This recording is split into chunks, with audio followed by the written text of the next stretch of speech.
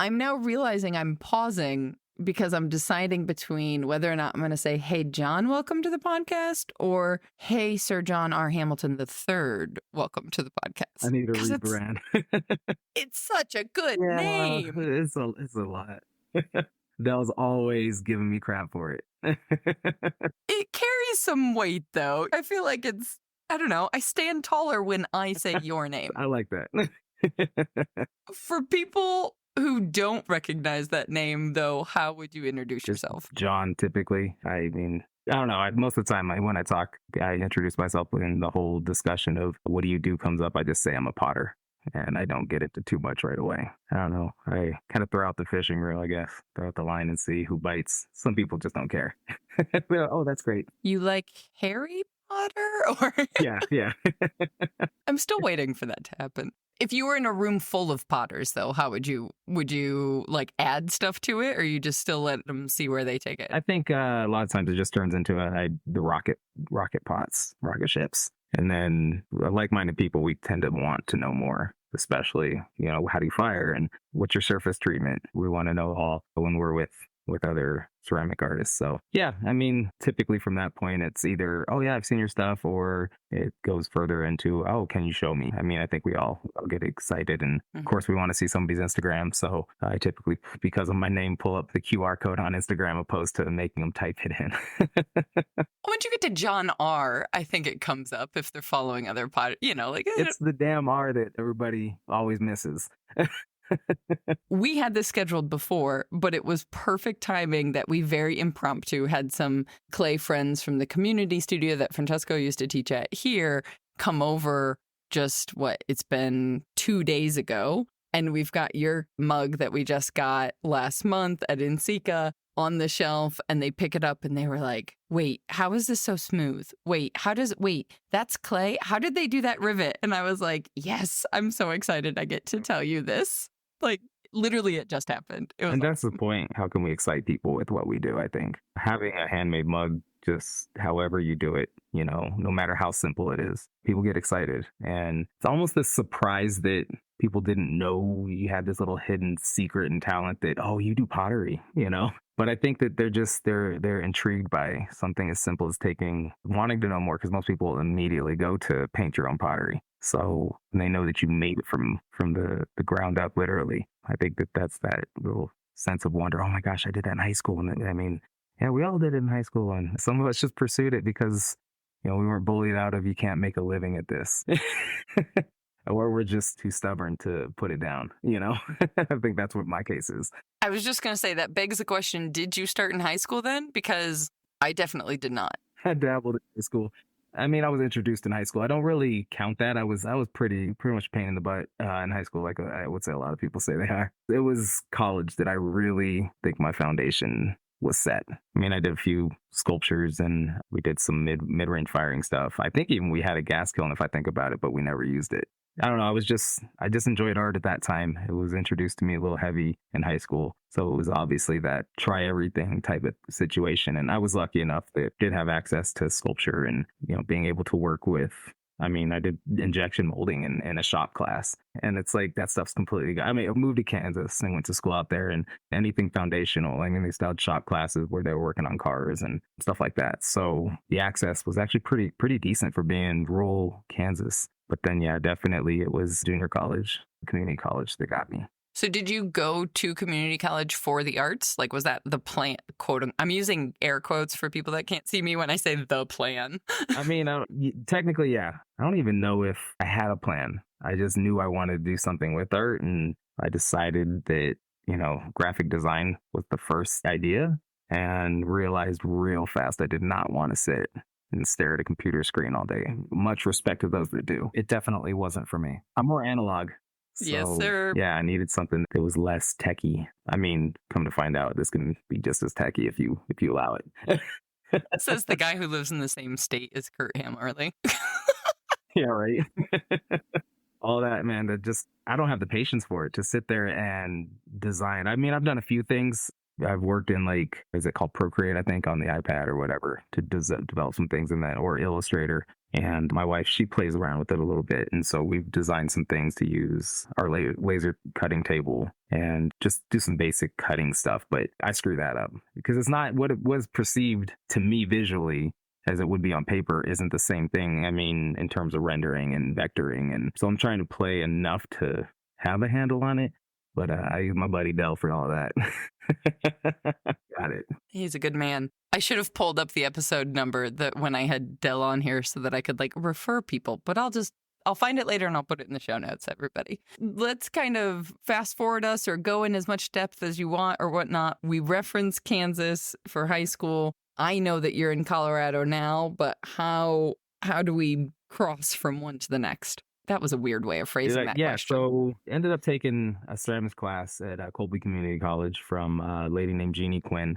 And I've said this before to a few people, but there's a Jeannie Quinn in ceramics right now, and it's a total up in Sea Boulder, totally different woman. So no relation, none of that. But she, just the way that I don't know, she was just present. And the way she, was excited about clay. It was a really small room. I mean, I think there were maybe 8 wheels, eight or 9 wheels. There was 9 wheels because I sat at the 9th wheel because I was always late. It was an old Randall kick wheel. And it was the only non-electric wheel in the room. I was just going to say it was the only kick wheel, I bet. Nobody wanted it. Oh, it had cobwebs on it I was the late one. And, but so just her excitement, she gave, attention in a way that I had never really received. So it was just, I don't know, I was just drawn in, and then we played with Raku, and I think that was the thing that really solidified that I was going to change my major at some point. I kind of grew up as a pyro, like fire, and so we were just, submerging these pieces into cans full of paper and like burping the cans and then dunking them in water after, and so all that excitement of everything, the smell, like didn't bother me. I love campfire, smell, and I think a lot of us who play with ceramics can say, yeah, we kind of do. But yeah, I became completely infatuated at that moment. I was making total crap, like the majority of most people when they first put their hands in clay. Got some of those pieces still and gave a bunch away to family and friends. But then just even looking back at that early stuff, I think, I don't know, I could definitely hindsight see the excitement that I had for it.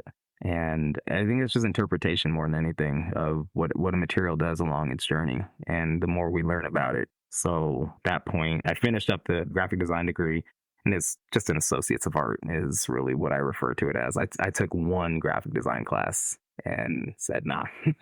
And then went to Fort Hays State University, where I ended up getting an art education degree in secondary art ed and my BFA in ceramics. And that's Linda Ganstrom. I definitely have to shout her out. It's my art mom. She's an amazing individual.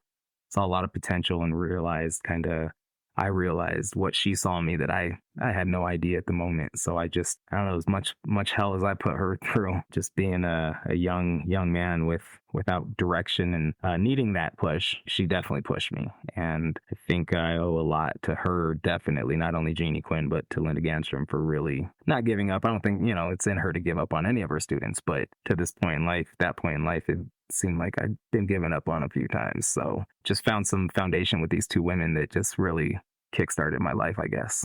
Did it seem like you mentioned actually looking at arts education, was that like so many of us thinking, oh, well, the only way to do this is to teach, or like an interest in education, or kind of how, because what I was about to say was like, oh, well, this connects with like community studio work now, but that's me putting today's eyeballs on the past as opposed to like where that thought process actually was.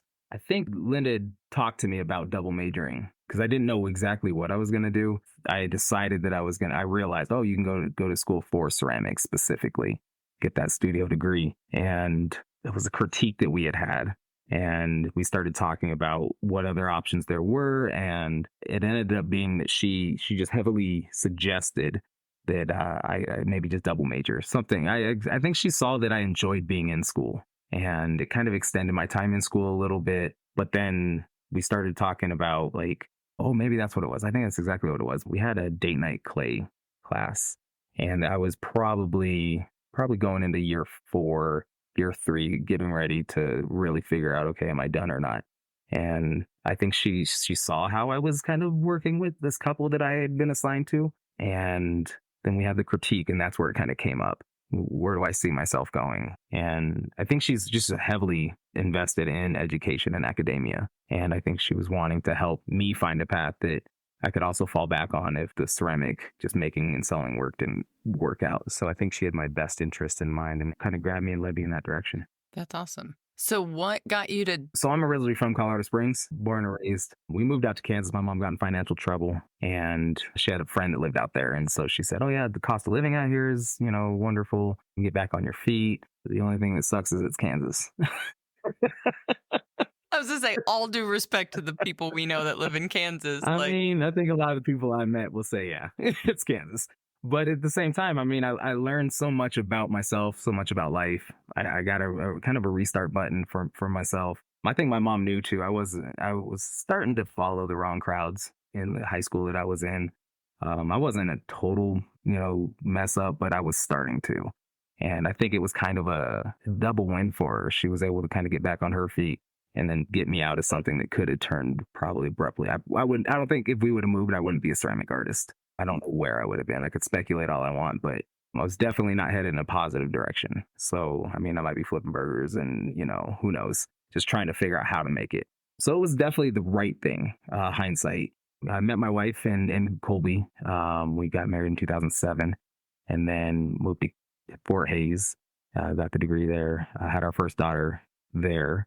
And then in 2012, when I graduated, we had already kind of known we'd been coming back a lot to hang out with my family and some friends.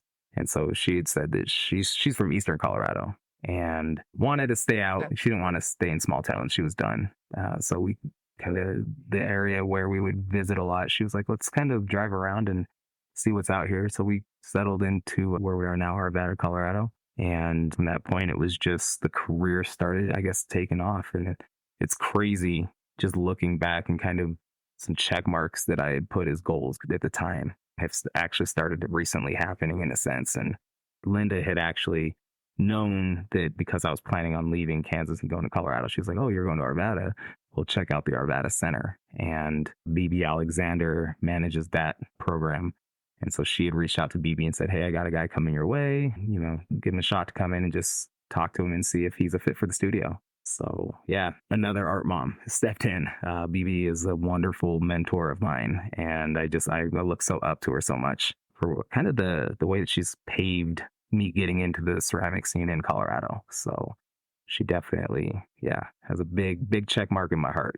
Well, part of me is even a little bit more excited to dig into your story, knowing the move from Kansas back to Colorado and kind of, I think, the stubborn streak you and I both probably have to be like, we're just going to figure out how to make this work, because it's relatively easy to find craftspeople, at least throughout the United States, who live in small towns where there is a relatively low cost of living and they make a living from the things they make. Relatively easy, right? Making a living is still work. It still takes no diss to the work effort that they put into that. It's just a different reality when you're somewhere like Colorado or New York City, or the ways you got to figure it out and what you got to do is a whole different bag of tricks in that sense compared to, I mean, there's pros and cons to everything, right? Like if you're in a small town, it means you have to travel more to go to bigger shows to sell more stuff. But even still, thinking about Isaac, he found out how to create a draw to his small corner in the States. And it's a small area. I've been through that town.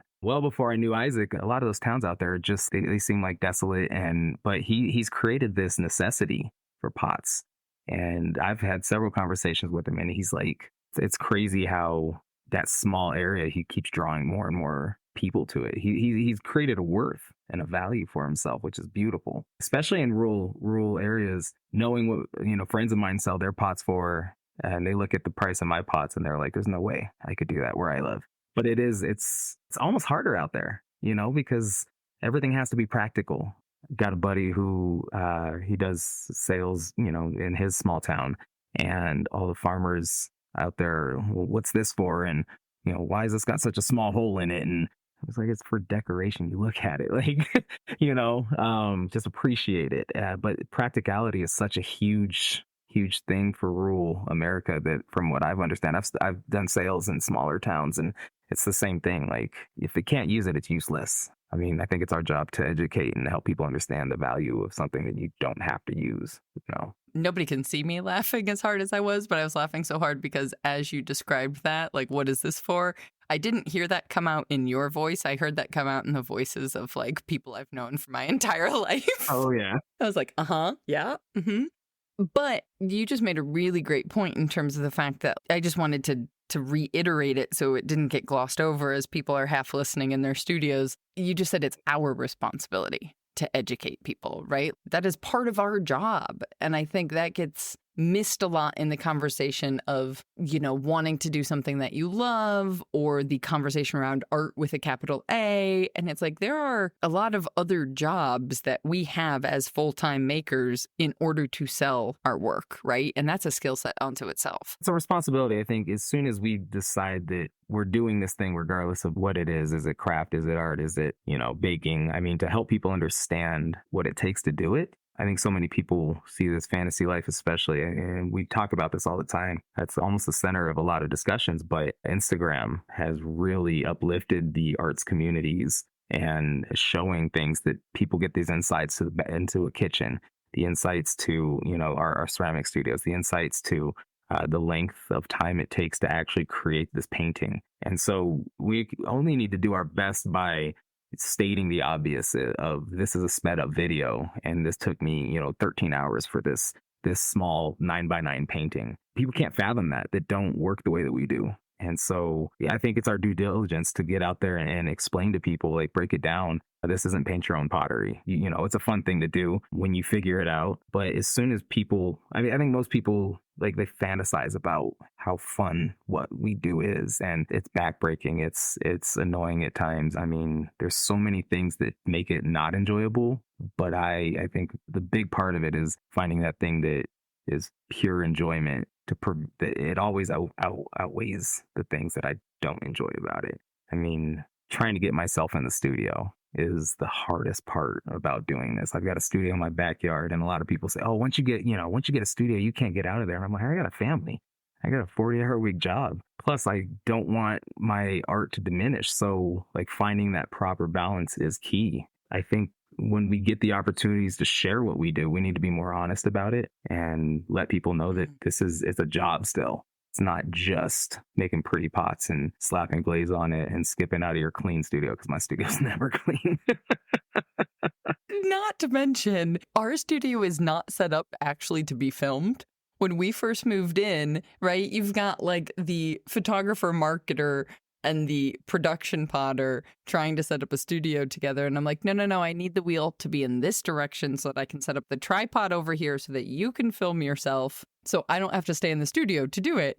And he was like, no, I need the wheel facing the wall so that I can just lift up the shelf onto I'll give you one guess who won. Oh, yeah. Well, I mean, it's got to be practical. I mean, we talk about practicality. They have to be practical. We can move the wheel later and you can get your right lighting and the right angles and all that. But right now, this is where it has to go. I saw a video on Instagram of you guys sliding boxes down into the basement. I mean, like, that's what being a studio artist really is. It's a lot of that crap. And nobody sees it. How do you get 50 pounds of clay to your basement? I mean, 50. Listen. Oh, we know. But that's what you showed. I mean, we saw the boxes. That's the reality, is that you had to go load it. You had to drive it to the house. You had to then unload it. You had to bring it into the house. You had to then slide each box, whether it's one box or 30 boxes, down your makeshift ramp.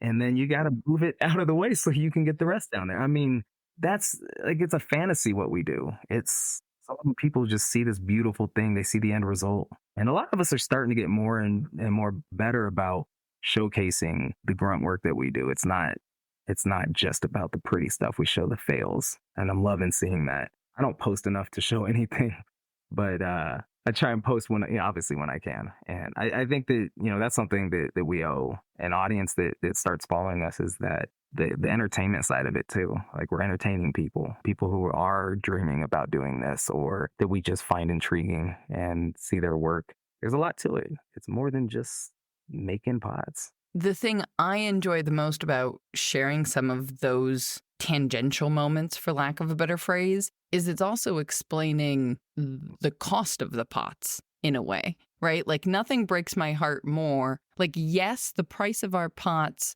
are what they are in part because the clay costs this much, the glaze costs this much, the firing costs this much. There's some hard fixed prices to it.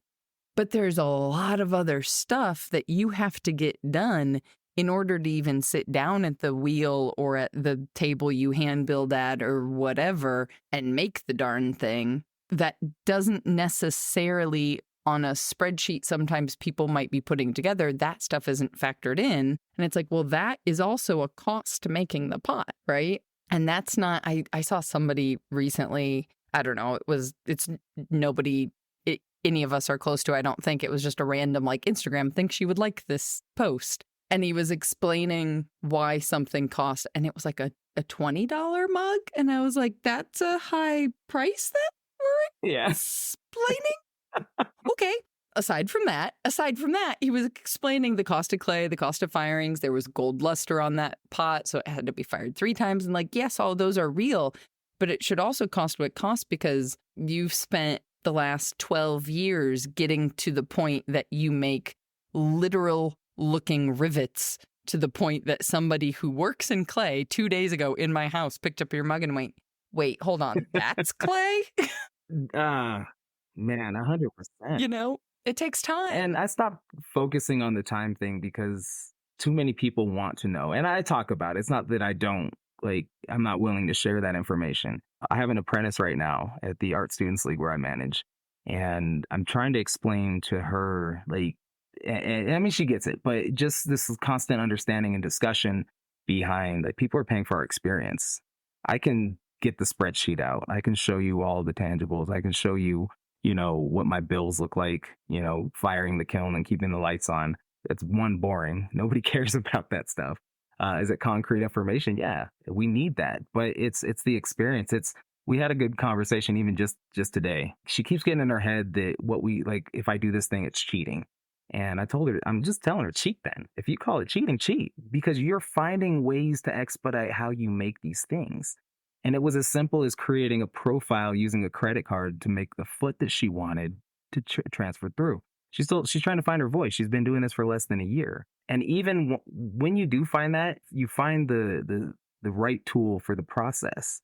And being able to use that is not cheating. That's using your brain. That's hard work that we've earned, this understanding of how we're creating the consistency that we are. So there's no cheating in pottery. There's no cheating in art. It's figuring things out. It's more than, oh, well, you slip cast, therefore you cheat. It's like, no, even if I didn't make the molds that I'm using, no, I'm not cheating. I'm finding ways to use the tools in front of me.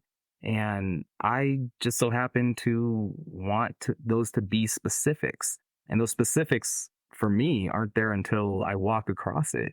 A lot of the molds that I make are not from things that people can recognize, but they're packaging of things that we use on a daily basis. So why does it make me a cheater when I found a way to turn that material from one to another and find ways to artistically place it on a pot, find ways to make a bisque mold just by taking a screw head and shoving it in some clay? It's real simplistic things, but then it takes the knowledge and the time to get to that point. Too many people focus on shortcuts, the things that make it easy. Yeah, we need to make it easy because if I sat there and sculpted every little piece, it would be a lot more. And I want this to be somewhat obtainable to people. I realize, and I talk about this a lot too, no matter your price point, you will always be outpricing too expensive for somebody. A $20 mug is got a limit to people that can purchase it. $300 mug is the same. I feel like we have to quit focusing on that financial aspect. And if we want to consider to be artists in a world of craft, we need to start charging art prices and making things with an artistic aesthetic and not be mad because the conversation always says, oh, well, potters are just crafters. No, yeah, we are. But we're also, if we want to be artists, then we need to put in the time and the effort that a painter would in our own way, in our own right for each piece. And once we can do that, we can kind of own the fact that we belong in the art discussion even further And we have this solid foundation that says that we belong. And it's that argument that we need. Yeah. And I would even say on the flip side of that, as a household of two people who really just use the word craftspeople, I don't know. Craftsmanship Craftspeopleship. is the word that we talk about. We don't talk about ourselves. Craftspeopleship. If that's the space, it's like we don't mind being craftspeople, and we know that our style works better to think about a completely different audience, right? Like when we get waitlisted for, I don't know, we got waitlisted for the Krazel Art Fair as a national one that some people may have heard of in Michigan, Ann Arbor. Well, when Ann Arbor, Michigan. Wow. The words are really coming out smooth, John, man. This is what we get for an evening recording. But it's not, we don't feel bad about our work because we got waitlisted, right? I knew I was pushing the envelope. I was pushing the ship out, if you will, to try and get into a show like that, or like a Cherry Creek, if you want, like something where people very clearly have an art with a capital A, voice, style, what have you. When we come in with relatively minimalist style production pottery, that is its own skill unto itself, is, for Francesco to make a mug that holds 24 ounces of liquid using 600 grams of clay, that's a hell of an accomplishment, right? Like most people are like, I make my mug with 2 pounds of clay. But I'm confident in that skill. I know we have that accomplishment, if you will. But when we get waitlisted for something that's focused on art, I'm not that upset about it. Like, okay, you're disappointed, but I'm not taking it personally because I also understand, like, maybe this isn't our avenue. Maybe this isn't our audience, and that's okay too. Like, if we want to, like when we talk about wholesale, for example, it would be foolish for you to try and wholesale your style of work, right? The intricacy, the detail, everything you're doing. We're not wholesaling mugs. We're wholesaling cylinders. Like we're being like we can price a cylinder at a rate that works for wholesale. I'm not going to wholesale anything that involves a handle ever. I agree with that. But at the same time, like I own craft. It takes craftspeopleship to get to what we need to do. And without that, I think we're leaving a big part of the discussion out. It's if you ask me, about 50% of it. Like we have to have, regardless of the depth that we work on our pieces to. And you know what? Even like the discussion about should I wholesale my work or not? I mean, I do it. I put pieces out there and 50% commission. It's more about the connections as well in the journey of selling work. When I'm selling it in Sika, I still have a commission that I'm paying the gallery. That's essentially wholesaling in its own right. They're not buying it outright, when I sell through a gallery. But I do have a jewelry store out here, Balefire Goods, that Jamie, she gives me a call and she says, hey, do you have any pots? And bring them down. And right there, it's a 50 split check. And a lot of people are like, that's crazy. Well, it's part of the game in a sense. Do I like giving 50% of my hard earned money away? No. But I also believe that we have to find our footing somehow. And even if it is, I got paid $50 for that $100 pot, like it sucks. I'm not going to lie. But I also know that the joy that people get from getting those pots when they reach out to me after they purchased it from whichever venue, whether I was there or not, like that's what I'm searching for. And I think I can get away with that. I've got a wife that works very hard and we split, that. And it's not like we're down the middle. You got 50, I got 50, but we split the duties. We split the bills. I work 40 hours a week. So I am constantly thinking of things like, like how can we do better? And it sucks that money has to be at the forefront of that discussion, but it's also our society. It's how we function. So it has to be part of the discussion at all. And I'm going to choose that if I have a choice in how I'm making that money, it's going to be something that does bring me joy. It's going to be something that makes me feel good. And it's not about 100% that 50% of that money is going to, but they're also doing the work. I've got a gallery in California. I was sending these little sculptures to her. And this is how I feel galleries should work. Fold Gallery, by the way, I have to shout them out. Jenna has completely made me realize what we need to find a way to demand from galleries or find a way to make this relationship so much better.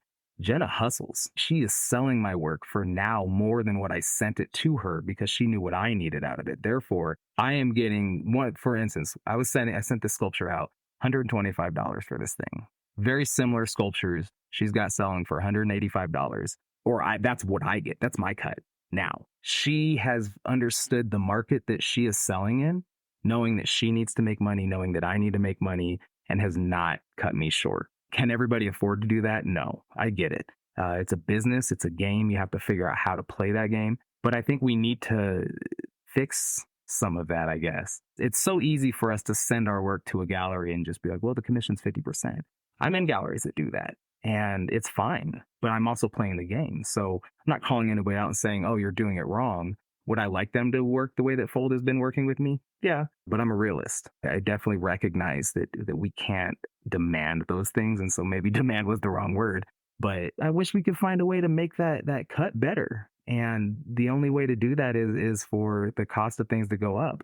It's unfortunate because inflation just happens nonstop, and we're all, working our asses off to pay our bills and to get groceries and to still try and enjoy life and take our kids places and, do things for our pets. I mean, whatever it is, it's something that has opened my eyes that like, I want more gallerists that represent me in a way, not just show my work. She represents the people in her gallery, and it's hard to find.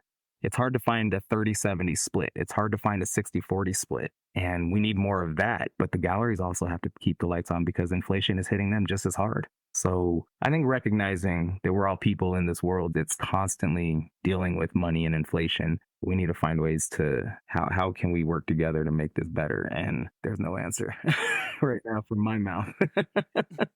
I mean, my personal life goal is basically to set up a commune for all of us. And I don't know I don't know if that scales really well. I'm sure they're against that. But why are we all out here with our own washer and dryers that we then have to fix? Like when you could just, with 3 of your neighbors, set up a little over there knows how to fix the washer. when something goes wrong. Exactly. Or like, I look out. I mean, thankfully not now, dare I even mention this, but when you look out in the winter and like everybody down the block has snow blowers, and I'm like, we could have just all gone in. We don't have one, so this is probably why it's top of mind, because I'm out here shoveling what the plow pushed up in front of a garage door or something. But it's like, you don't need people that live 5 feet away from each other to each have their own independent snowblower. Like, it's not that much work. I'll share. I'll share all costs of fixing and all that. Like exactly. But you mentioned, though, the hustle won for galleries, and I think that's a beautiful reflection of how much selling the work is its own job alongside making the work, right? And that is part of what the gallery should be doing. But you just mentioned the hustle on your end also in terms, and I don't want to gloss over because in case people haven't heard it a couple of times, you have a 40-hour-a-week job on top of what you're making. And I think that might surprise some people to hear when they do think of your work in connection with these galleries that they're looking at going, if I could just get my stuff there, if I could just be seen here, then I will whatever. Then I'll be able to, I don't know, sell more, do more, have more, however that sentence is filled. And, that's not what life looks like right now. Oh, man. I don't recommend my lifestyle for anybody. This is exhausting. So on top of selling work and finding a way to continually make work, it's imperative. When I left the Arvada Center to manage the Art Students League of Denver, my mentor, Bibi, she said, get ready, your art might be sacrificed. And it was the most sincerest way to say, like, basically, it's okay. But for me and how I think about what I want to accomplish with my art, it's not an option. And so long nights, a little sleep, which is eventually going to be the death of me, just to get my artwork out there. And it's not that I have to make the money. I'm in Cherry Creek coming up, and I told my wife, I said, I'm going to give myself, hopefully nobody that's on Cherry Creek hears this, I'm going to give myself till June. And if I haven't found my rhythm in June, I've got to call them and just let them know, give another artist a month at minimum to have time. And I've got friends who are like, I'm waitlisted. I'm just going to keep making work just in case. And I feel, in a sense, I do feel bad because like some of these people, like the art fairs, they're relying on, and Cherry Creek, you get a good check at the end of that. It's a good show, but my drive won't allow me to step away. I think I've sacrificed too much in my life to this point that it's just important for me to get workout that people enjoy. And like your friends that picked up my mug, I want that. That's what I'm searching for. And the only way to get better at that is repetition. The only way to get better at that is get the art out in the world. So I'm constantly going to be finding ways to make work. So yeah, 40 hours a week, the Art Students League, loading and unloading kilns, scrubbing floors, making pugging clay, glazes. I've got an amazing studio. He's now our assistant manager. Helped him climb the ranks a little bit, Griffin Callahan, to get to the point of him having a 40-hour a week work. And he breaks his back for that studio just as much as I do. And then Sammy, who helps us out there as well, who is my apprentice that I was talking about. And that's 40 hours out of each week. And then I step away from there. I come home. I've got two beautiful daughters. I've got a wife. I've got two dogs and a cat. Thankfully we have a yard and they can tear that up. I've got, constantly making for things like Cherry Creek. We do summer art market, which I'll be showing with my apprentice at the end of the summer. I do ClayCon West when I can. I do Cherry Creek when I can. I do Ensika when I can. I mean, I'm going to ride it until it's no longer valid. And I think that anybody that's watched an artist work, we all know that there's a time frame that we're solid for. I want to be like the Stephen Hills and the individuals that have just they dedicated their life to this craft. And I admire that. It's not that I feel like I need to be that person in the eye of others. I love it so much that it's important to me to continually bring that joy and get people excited about something as simple as a cup with how complex it can be. I think one of the things that has really pushed me to continue and just up the ante of the drive is I had a person come to me at an art fair and just say, you put life into a cylinder. And it's this mechanical object that people are responding to. It's such a simple form, but so hard to perfect. And I think that's my journey is how can I get closer? Because I don't think perfection is something we can achieve, but we can constantly push toward it. So the more I find myself pushing to do better for me brings more and more joy for those who get to see the work. And the support that people give me doesn't have to come in financial. It can be somebody clicking on my piece and not even liking the page, the post. It's just the fact that I brought joy to somebody, hopefully. I mean, they might be like, that's shit. But that's for them. That's not for me. I make the art for me. How they interpret it and receive it is up to them. And I love that. I think that's what's so beautiful about art. The viewer gets to control their destiny on that. They get to control the choose your adventure and what rabbit hole do you want to go down. So my drive is just, I've got a family who, I mean, it's probably an healthy drive at points, but I've got a family who, I want to show them that giving up isn't an option. The thing that I'm constantly trying to teach myself to teach them is how do you have a balance? And what does it take to be more intentful with the time that you spend with others that means something to you and you mean to them? That's the important part that I, for a while, was missing. And I've learned how I do my best to not miss my 14-year-old soccer games. Sometimes I just have to. Ceramics comes second to the family for sure. And work comes second, but there are events that I'm the manager of the studio. I have to be there to represent the studio. And they understand that. My wife understands that. But teaching balance and say it's okay to let go of certain things and make sacrifices, that's the thing that I've had to learn late in life that I'm teaching now my daughters and finding ways to continually increase the quality of time spent with my significant other. And what can I do to show that and that value just continually increase and still be able to do what I like to do.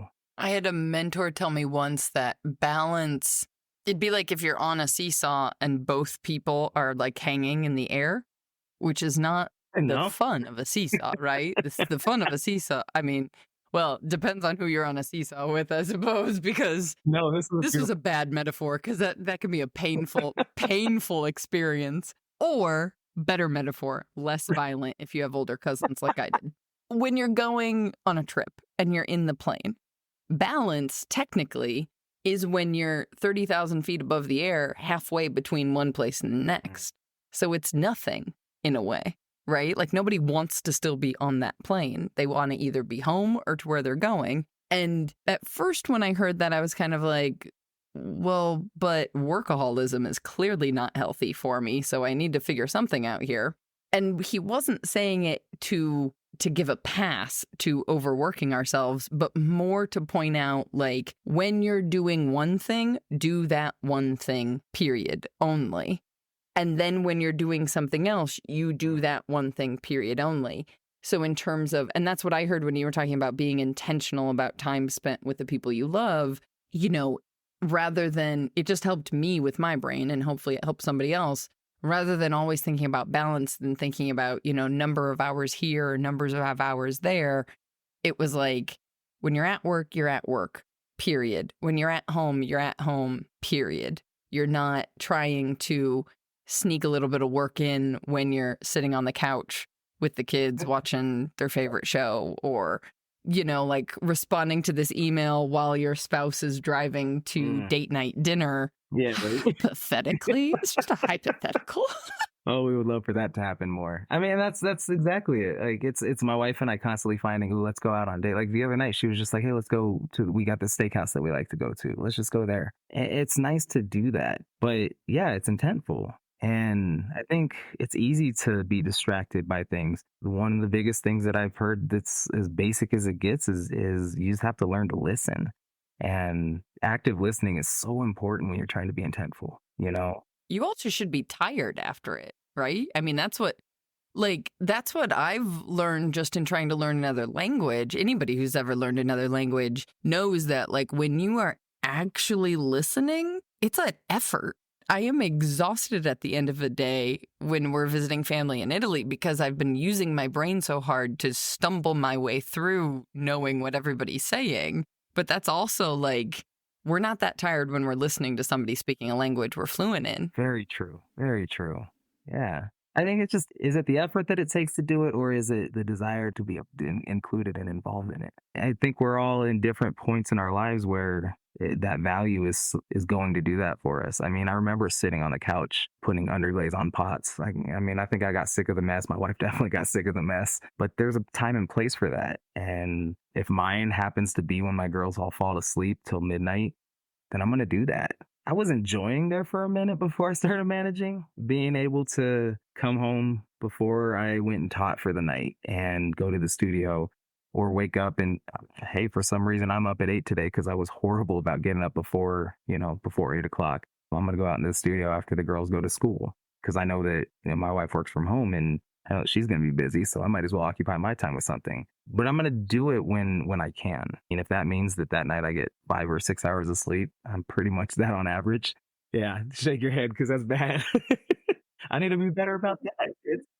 I'm just worried I'm only shaking my head because I want you around for a long time to make a lot of amazing pots and have a lot of amazing conversations and hugs. I definitely agree with that. And it's another thing that we're constantly having to learn this new thing, this new trick, this new, way of functioning. And that's one of them. It's, do I consider myself a workaholic, throwing that word out? Yeah, it can be. But I think that it goes back to that intentful discussion that we were just having. When I'm there watching my daughter play soccer, she doesn't want me there. I'm the loud dad. I'm the one when she makes the right pass, I'm yelling, that's my girl. When she, scores a goal, you better believe I'm running up and down the sidelines. I'll stop at midfield, but I won't cross there. You're not getting yourself kicked out. I've been yelled at a few times. But I think that's the value. That's the intentfulness. I go all in and I don't pull any punches. And it's been, I would say in the last 5 years, I've always been that way, but I think the level of intent has increased significantly, been more purposeful. And my wife and our relationship is bettered for it.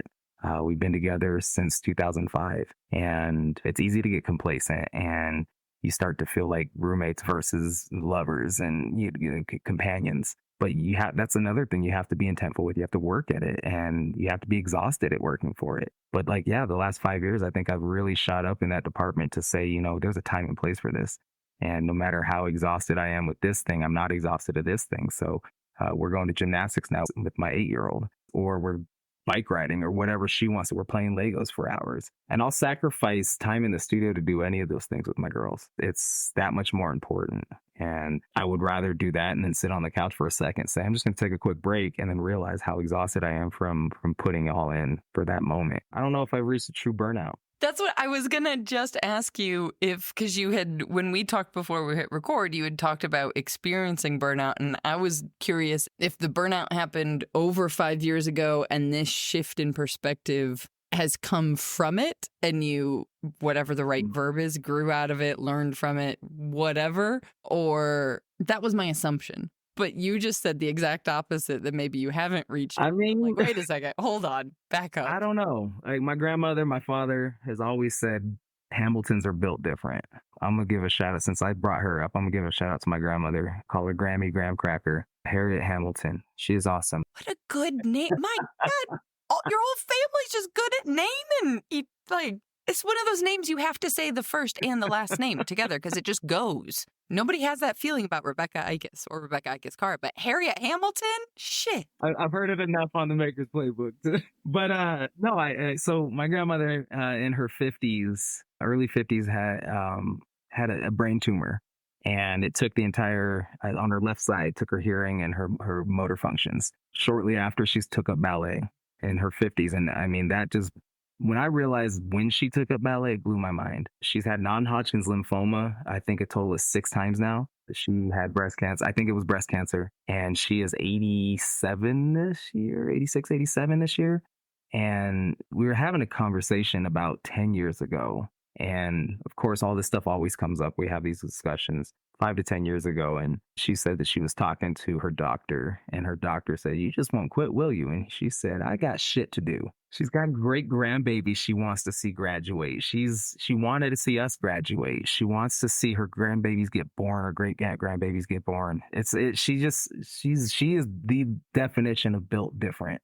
And it's just, you don't come from genes like that and you have zero excuses. My dad and I say it all the time. We know what she's been through. My aunt has been through some crazy health things. You can't watch these people go through this and then, like, I tore my Achilles last summer and last spring, whatever it was. And it was, for me, it was nothing. You were at Nsika with a tornado. I remember this. You were standing on the cement vendor floor with the gallery at Nsika. With, as soon as you just said that, I was like, I have a distinct visual of it. And is that a healthy way to think? I mean, I think it's drive, but I think it's also, I guess there's some stupidity mixed in with this no quit mentality. But I look to this woman that's done all these things, been through all this, and I can't quit. I owe it to my family. I owe it to her to do something that I hope will one day amount to being great. I just have this thought that I'm wondering about of how different our grandmothers, both generation. My grandma's 91. She lives by herself on the farm still. Well, different. Like, that's not normal. And I swear, physically, I think some of the times she's in better, her joints are in better health than mine. And it just makes me wonder, like, what did our generation miss out on? I mean, okay, in many ways, we had an easier life than they did. But then it makes me wonder, what is that doing to our bodies? Because I don't think, at this point, I don't think I'm getting to 91, at least not on an enjoyable level that she's at. I mean, I think about that all the time. I had somebody tell me I was 35. I'm 39 now. I will be 39 soon. I had this discussion with somebody, and I don't even know what we were talking about. And they stopped and they said, how old do you think you're going to live to? And they were like, "You're middle-aged, my friend." And I think that reality, like, I've got this like hard number of 50 marked in my brain. And there's zero promise that I'll make it to 50. But like, it made me realize the mentality that I have because of people like my grandmother. Like, we don't have time to wait. So why not throw everything at it while we're here? And I think there's that quote of, like, I'm not going to go easy. I'm going to slide backwards with a broken leg, into the grave, like whatever it is. And that's how I see life. I was expecting more of the "I'll sleep when I'm dead" quote coming from you. Yeah, put that one in there too. Once again, is that the best way to walk through life and just be like, "Oh, I'm just going to, on average, get 6 hours of sleep a night"? I mean, it ebbs and flows. My body lets me know when I'm done. And this last weekend was amazing. We slept until about 8:30, 9 o'clock. I mean, it's rare that we get to do that as a family. My wife and I had coffee and watched a movie in bed. Like, we don't do that stuff. Without a babysitter? Hold up. Back up. I've got a 14-year-old and 8-year-old. They babysit themselves. Fair enough. Still, I meant the kids were in the house, just from a noise level. Oh, they were sleeping too. Yeah, it was beautiful. I mean, we don't get that opportunity because we have soccer every weekend because, so and so's sleeping over or, we got to go do this. So it's just, constantly goes back to, I don't know if I know what true burnout is. I think I've been burnt out in portions of my life, but I think that's also a passion thing. I am so obsessed with clay and my family that I can't get burnt out of that. The job is another thing. Sorry, ASLD. I love y'all, but I might get burnt out of that one day, right? And I don't know until it happens, but it's not in me to show up to work and just give partial effort. Everything that I do, I feel like for myself, I have to leave a statement. I want to leave a statement. And it's important for me to be that positive light in people's life when they walk in the day. It's funny because Griffin and I giggle like little girls when we're hanging out loading kilns together. And when I was out because of my Achilles, he was out because he had some medical issues. People notice it. Like the building is quiet other than our creaky floors. The building is completely quiet. And everybody, as soon as we get back to it, it's like, oh, we missed your laughter. I don't know. There's joy, there's passion in us just hanging out loading kilns. I love loading kilns with this guy. We have a reduction gas kiln in a kiln shed, and our colleagues are opening windows, yelling at us to be quiet jokingly, because they're in a meeting or whatever. But when we're not doing that, the whole vibe changes. It's different. And I don't know, it's just the passion, it's the joy, it's the giving it all you got when you're doing these things. And I think that maybe because I balance my life so much with so many other areas, I don't know if burnout right now is an option. I've always told my students that when I'm there teaching, it's my break out of my studio. When I go home to my studio, that's my break for my students. I don't make work that I sell through demos. I show them how I make my work, but those pots aren't the same pots. Andrew Clark, he came to our studio and gave a workshop, and he talked a lot about honest pots, like make honest work. And I think the work that I'm doing in that moment are honest for the demo. It's honest enough for me. We've got 3 hours. I'm going to take probably 30, 45 minutes, if not more, because I talk a lot of your time, and I want to do everything I can to get you. I'll show you the basics. I'll show you what you need to be, thinking about. And then I bounce individually to each person and just spend that quality time with each individual when they need the help and try and invest myself in them and what they're doing in that moment. So the quality that they're getting in the short period of time is intentful, and it drives home those things that they need. Then when they come in for open studio or go to their own personal studios, if they have them, they can execute those things. So then my demo pots are me going through the motions to help them figure that out and problem solve. I love that there's something about clay. And there was a completely different thing I was thinking as you were explaining this, but just in this last point, my brain went different turn. But I don't hear any other medium as much. I could be wrong. Don't come at me, painters. But I'm already with you. They can come at me. I have never experienced in my brief time in other mediums, or less brief, the energy part of being able to feel. People talk about, being able to feel whether someone was mad when they were making a pot or relaxed, or, like that a pot can be restricting because they were tense while they were making it versus a loose looking pot or a relaxed look at, like there's something about clay holding and I don't mean to sound so woo about it, but like the energy, like you're saying, like a demo pot, you're not paying the same amount of attention to it the way you do when you're at home in your studio. And that just makes sense to me, but I don't know if that makes sense to other mediums, people working in other mediums. I think that's expressionist at large. It's if you're an expressionist painter, you're allowing that emotion to flow through you, right? I'm not saying it doesn't happen, it just happens in a different way. There's something about that direct connectivity to the medium, like that individual who dips their hands in or squeezes paint all over their hands and moves that medium around. Like I think that can you work in that same I think in the same mental space, everybody does it. But I think the translation from medium is slightly different. It's not even one is more or less than the next, but they're just different. I mean, I think if you ask me, the next form is dance or any form of just physical movement that is connected to expression. Yeah, I'm with you. And also think that we all find ways to express ourselves through whatever outlet maybe it is. As long as it's a healthy outlet, I'm all for it. But I'm not going to make a Colorado joke. I'm not going to make a Colorado joke. Do you think that having the 40-hour-a-week job be tangentially related to, be in the art space helps with whatever semblance of balance or lack thereof in your life, in terms of not yet being burnout? It's funny because I think that you almost would get burnout faster being in the same field. But I think we were talking earlier, and the word that came to mind was compartmentalizing. I think I compartmentalize each of these areas of my life, and they're connected. I mean, my daughter has her own small wheel in my studio, and she comes in. But when she comes in, once again, the pots aren't as honest as they are when she's not there. They're a totally different honesty. I might, stop what I'm doing and switch from throwing pots to decorating pots. So I think that compartmentalization allows me to not look at it in that light. I think that it's more that, I don't know, it's the venue, it's the people, it's the space, it's the mentality of being in that space. It's all just different. And so I don't even think it has anything to do with, is it the same? Does it help me? Does it prevent me from burning out? I think compartmentalization prevents the burnout. And I know that when I'm starting to get, I guess we can call it fed up in one area, I need to walk away for a little while. It's made me realize that that's what PTO is for. Like, wellness hours are not just because you got the flu. It's to get your head right. And I kind of like it. Are there enough hours for us? No. But I've definitely used the hours. I mean, my wife has gone through recently, just had a brain tumor removed.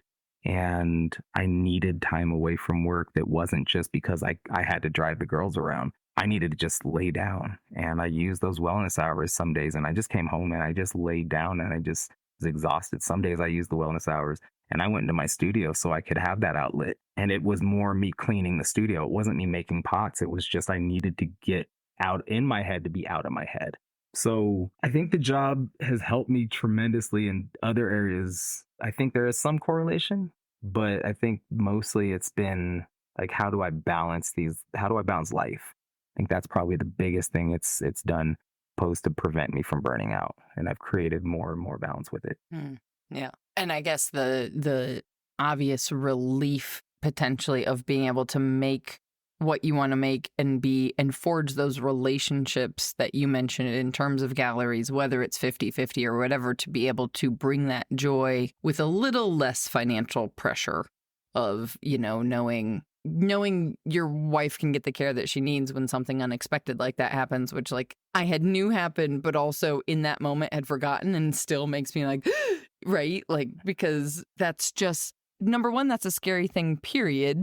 Number two, if it was completely up to you selling pots to make sure that care was available, that's a stress level that should never be associated with a cylinder. Yeah. I mean, but at the same time, I'm going to bring Isaac up again. The man is a rock, and he did just that. It goes back to burnout. I'm not an anomaly. I don't think of that of myself at all. I just think that we find ways to make things happen. And when the surrounding cast with us is just as strong, if not stronger, we tend to flourish and grow and just blossom in ways that you can't sometimes on your own. And when you know what people around you need, burnout is not an option. I think it becomes part of the way of living. Yeah, we just push ourselves totally different. There are days that I sit in my studio or I'm starting to drift off to sleep and I say, how am I holding this together? And I get up and I do it all over again. I mean, I'm up at 6:30 to wake my youngest up because I take her to school most days. My wife takes our oldest to school. And as soon as I drop her off, I'm on to work and we just do the day. We don't quit. Quit's a 4-letter word. It's literally. I was like, literally. I literally just counted.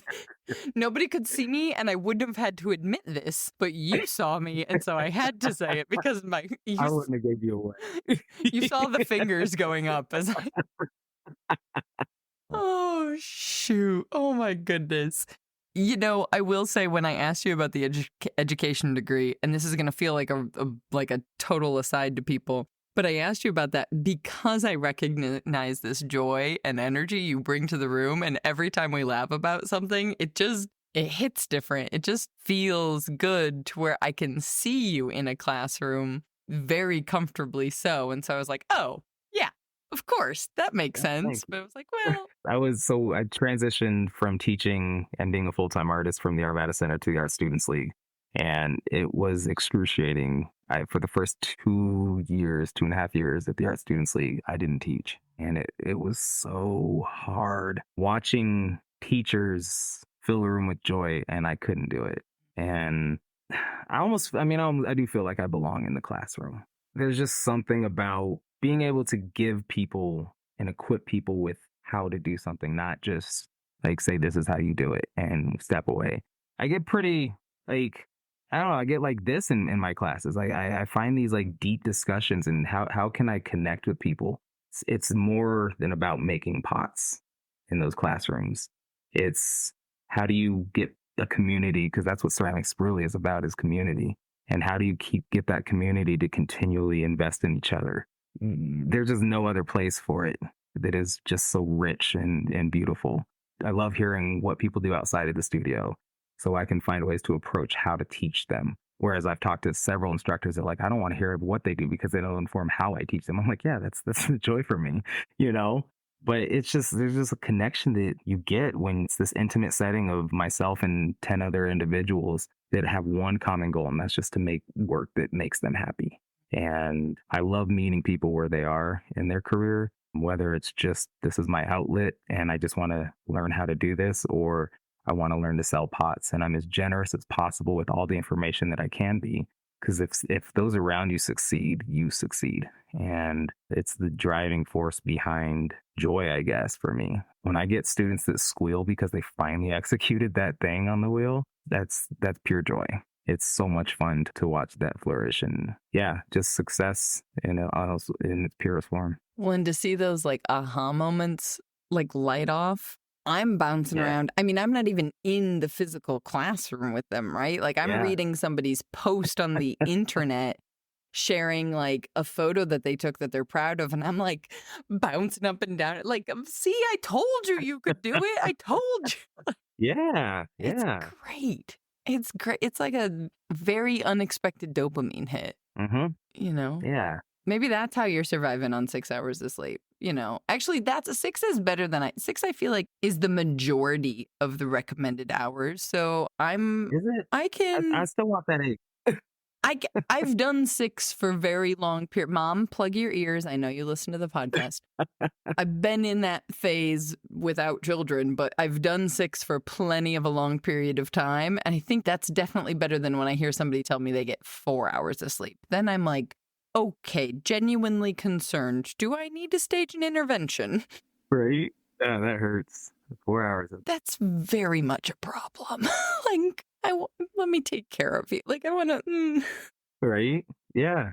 Oh, man. No, but I don't know. What would you say to the Potters finding, I guess, and correct me if I'm wrong, I perceive your work being in a place right now where you found your voice. You are kind of, I don't want to say repeatedly making work because you're still changing it up and doing new things and having rocket ship shot glasses now, which just blow my mind. But there's a consistency is what I'm getting at, right? You're not in the throes of the one layer of learning, maybe repetition, or you've got your surface treatments that you kind of go to have a consistent style. What would you say for the craftspeople?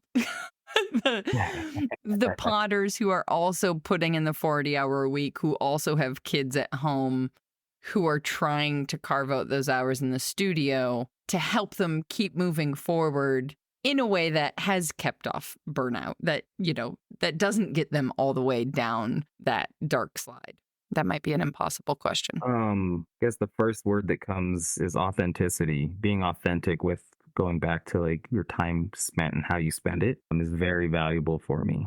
But then I think the big push was when I realized that I was making work for me, not anybody else. Because the viewer gets the joy of seeing the work when it's complete.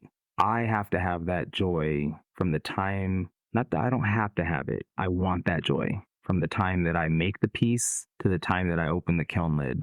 And going back to us getting like excited about teaching, if I don't every so often jump up and down in my studio because of that piece that I executed finally worked, am I doing it for me for the right reasons? Am I doing it just because I'm fantasizing about how amazing this should be and it's not? And I'm still learning. I'm still changing and approaching things in new ways. I think that's something the job has done for me is it's allowed me to work on my quality in a way that I don't think I would have been able to when you're making for an art fair, you're making for inventory, you're not making to I mean, you're gonna naturally improve, but I don't think we're intentionally pushing the improve button. And I think that's what it's allowed me to slow down in a sense and focus on the quality. So find those benchmarks, I guess, find those little tiny goals that you can say, okay, I don't like the weight of my mug, so change it. Like what is it going to get you to do to change the weight and be excited about it? Don't just be like, okay, I did it, next thing. Don't blow over it. Celebrate the small victories. Look at it and be like, okay, now that I can make that mug, how can I improve the quality of it? What is it going to take to less fingerprints or oh, now the rim's warping. What am I doing that's causing that? Ownership. I think that's such a huge part of this. Ceramics has such an intentful and direct connection to life lessons. And I think if we dig a little bit deeper into that, it's going to allow us to enjoy that process a little bit more. I'm a huge process person. I was challenged by a student. You're all about the process, not the finished product. And I was offended at first, but then I go home to my studio and I'm in my studio and I constantly think about like these conversations and discussions I have with people. And whether it's, did I handle disciplining my child right? Should I have been lighter? Should I have been a little more harsh? Because I've only been a father today once in my life. So, like, learning from these things, I'm trying to bounce back and just be like, all right, like, what did she say to me when she meant that? When she said that? How did she mean it? Not get mad about it and be upset with it. But she was 100% correct. I'm all about the process because without the process, I don't have the product. And they're cohesive, they're one and the same. So celebrating those joys so that you're not feeling like, oh, I'm not doing this because so and so's not doing it, which leads to don't compare yourself. Like there's so much going on behind the scenes through the click of our finger tap, I should say, rather than the click of a mouse, but the finger tap on our phones when we're looking at Instagram. A lot of it is almost just it's set up to be successful when we look at it. So comparison is the thief of joy. I read that on a plate, by the way, at the Art Students League. Stole that from a student. I have no idea. That plate ended up in the dumpster, by the way. We throw a lot of pots away. It's sad. Um, And also a necessary part of the learning process. Very necessary part of the process. We just try and catch them when they're still in the greenware stage so we can recycle them. That's the goal. Just a goal. But then, yeah, I think even saying that, like we throw a lot of pots away, but I've got this huge belief that if it was abandoned, it was meant to be gone. And I have people, oh, can I have that? And sometimes students get it. And I'm like, if you get it out of the bucket before I throw it in the trash, like whatever. But I feel like that regardless of the intention, was that intentionally left behind or was it somebody just couldn't get back to it for whatever reason? I think it was left behind and it needs to be done. Occasionally we have students that are like, oh my gosh, you threw my pots away after 8 months of holding it for me. Well, you had 5 months before that before it got thrown away. So technically, you had a lot of reminders. It's been a year, my friend. But yeah, just find ways to enjoy the process and definitely compartmentalize it. I mean, it's easy to dream about making pots once you've gotten sucked into this medium. Enjoy being away from it as much as you enjoy being with it. And think that it's so easy for people to see the success, the perceived success that people have just because of social media and get wrapped up into, I want to do it like so and so. Do it like you. Be you. Authentic, true, honest. Try not to compare. I think comparison will rob you of so much. And just play. Brian Hopkins did a workshop that I went to, and he just harped on playing. You have to play. I think that that's where I found the biggest steps of growth in my kind of journey. And I'll throw a cylinder as tall and as thin as I can get it to see if I can beat a record, but there's zero connection to needing that clay to be something. The pots will come. I'll make them when I need to make them. But if I'm not enjoying the time when I'm making them, it can be sad. It could be lonely. It could be dark. It could be imposter syndrome steps in so frequently. So trying to hush the white noise and just enjoy that moment is where I feel most of us will be better for it and make the pots that we want to make, even though if it's not the quality we want it. But just, honest pots. I love it. It sounds to me like the joy and the play are the through lines I'm hearing that is actually the thing that has kept away burnout in my mind. Like when I think about my experiences of burnout over the last few years, hearing you talk about play and joy, I'm like, oh, that's what I missed. Yep, there it is. Oh man. Speaking of being intentional with time, I have used above and beyond the amount of time that you thought you were going to be spending with me Oh, intentionally. it was worth it. It was worth it. I want to honor and respect for that, but I know that I could go for another hour plus, and then we should both go get cocktails and come back to the conversation. Yeah, right. After hours. Hey, it's later where I am than you are, so it's fine. John, if people don't know where to find you on the internet, if they want to go see the fact that I've mentioned a rocket ship's shot glass and they're like, what the hell is she talking about? Where should we send them? My long ass name, John R. Hamilton 3 Ceramics on Instagram, johnrhamilton3.com. I'm on Facebook under the same @ceramics tag. Yeah. And I guess the big thing that I love putting out there is if you're struggling with process or need some direction in anything, I mean, even if it's as, how do you deal with getting in the right mindset when you're dealing with your children and trying to get some things made in the studio. I love helping people reach out to me and just, not trying to get super personal with people's lives, but you just need a quick pointer or share something with me to help, things that I might be running into that I don't share often. Reach out. Don't hesitate. I love helping people find that joy in things that they're trying to, figure out just in life every day. I gotta say, I forgot to mention this earlier, that when I think of your pots, I don't know if you have ever used the term Easter eggs, like when people hide things, right? I think it's a term that's used more in tech, like when there's little nuggets hidden in things that you don't expect. Because we got this beautiful mug, love it, had no idea you put the Colorado flag on all of your pieces until we brought back the mug to where we were staying in Richmond, and we were rooming with two people who are from Colorado, and immediately they took it and were like, oh, where's the flag? And I was like, what are you talking about? So Nice. Now that's cool. I've got to look at your mug on a regular basis to see the next thing I'm going to see that I didn't already find. It's like, they're Easter egg mugs. That's what they are. Thank you. I mean, I want people to keep searching and find joy in something as simple as a mug. So yeah, I appreciate that. That means a lot. You're doing it. You're definitely doing it. I love it. Awesome. The thing I was supposed to say after you said your Instagram, but you said far more important things, is I will put the link in the show notes so people can just click it. Wonderful. Thank you so much. I so appreciate it. Thank you, Rebecca. This was a lot of fun. I appreciate your time. As always, so many things are interconnected. Yes, of course, life and business and the fallacy that is balance, when it's all one big blend of our life experience, that kind of interconnectedness. But also, this chat with John reminded me of what I know I've already harped on a lot here on the podcast when it comes to the interconnectedness of our business decisions. The kind of decisions that come from questions we think we can type into Google and ask in a super simple binary way of, should I do X or should I do Y? Is Etsy better than a website?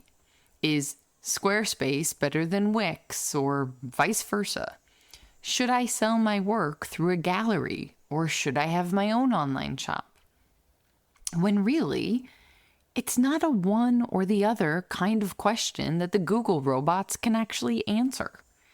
It's all a constant weighing of pros and cons, just as you heard John talk about when it comes to working with galleries. Those pros and cons shift as our lives and the needs of any given stage of life or business changes. And I think that I'm beginning to formulate a bit of a hypothesis after the last few years of these conversations here on the podcast. I think that the artists, entrepreneurs, small business owners, and just all around humans who are better at acknowledging the interconnectedness of it all the people who perhaps are faster at understanding which phase of life or business they're in, embracing that phase, while still holding on to and envisioning their larger goals and dreams. Well, I think that I'm seeing consistently, those are the people who seem to have the most outward success, who, to use a reference back to John's work, seem to shoot off like a rocket ship. Now, this isn't a fully fleshed out hypothesis yet, so there's obviously a whole bunch more variables, but I can tell you from my own personal experience, when I tried to leap to a different stage of business, other than the stage I really was actually in 5 or 6 years ago with my own photography companies, plural, or I was trying to make it plural while it was singular, well, it didn't work out so well. Maybe the better metaphor here for the interconnectedness is to think of this journey of trying to build a business almost like packing a suitcase. You can fit a variety of things into one suitcase. But if you're packing for a beach vacation and you use up half your space for a big winter coat, it just doesn't make sense. It doesn't mean the winter coat isn't useful for a different moment or a different vacation, but right now is not quite what you really need to use the space for. Like I said, I'm still working on this hypothesis, so the metaphors are also still being worked on. Of course, the obvious point I could make here is that, as always, part of the reason I started this podcast in the first place was to have more nuanced conversations about how we all actually make this dream, making a living from the things we make, actually work. Because Googling the answers never seems particularly helpful. And it was that same exhaustion with the endless, less than helpful Google results that drove me to the desire for creating the community. So as always, if you want to dig deeper with it, we'd love to have you come join the amazing makers from all over the world inside of the community.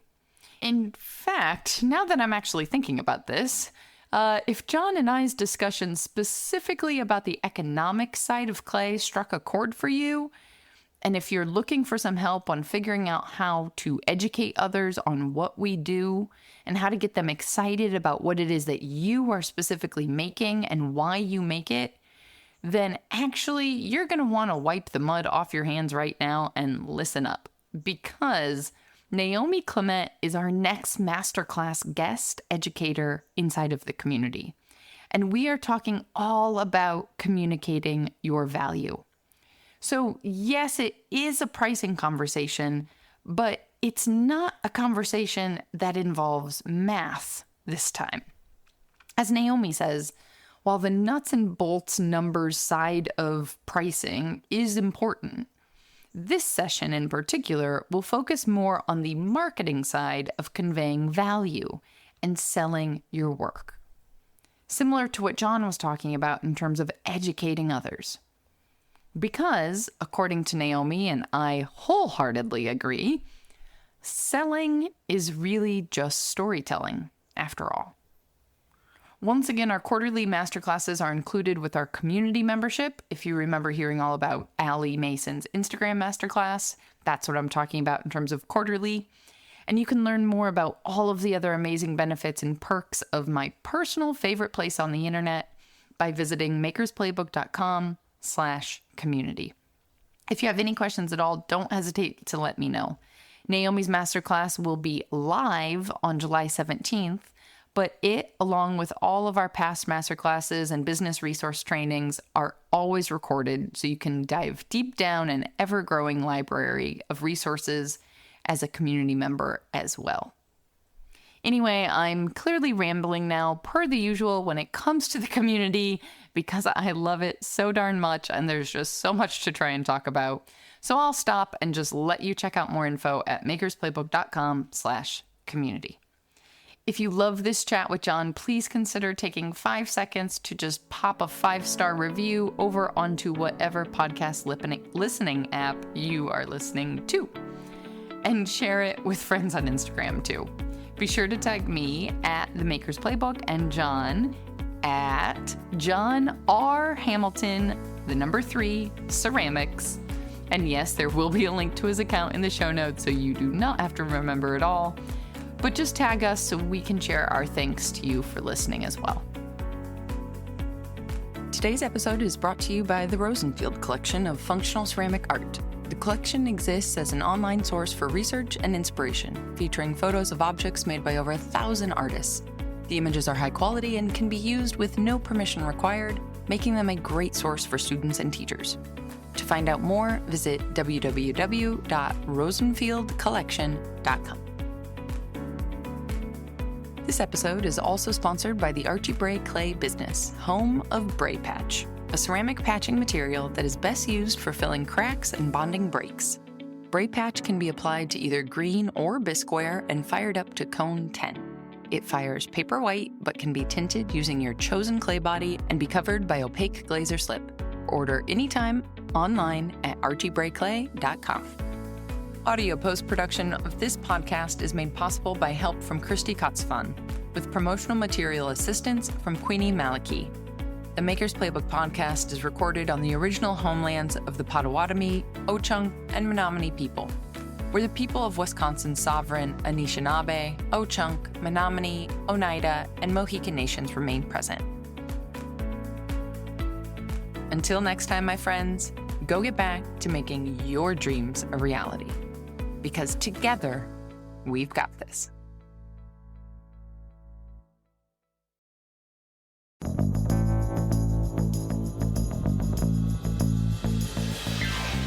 This podcast is a production of the Brickyard Network, an extension of the Archie Bray Foundation for the Ceramic Arts. To find out more about our lineup of ceramic podcasts, visit brickyardnetwork.org.